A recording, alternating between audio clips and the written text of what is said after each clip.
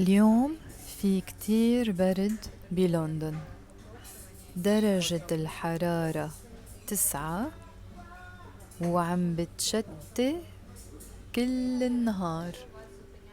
متل ما شايفين في شوية عجقة برا، مش كتير، والأرض مي من الشتي.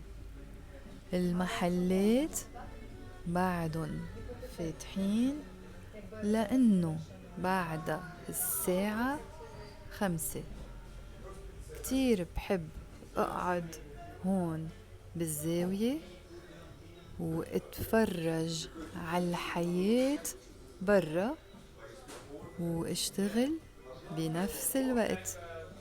شربت شوربة وهلأ عم بشرب قهوة.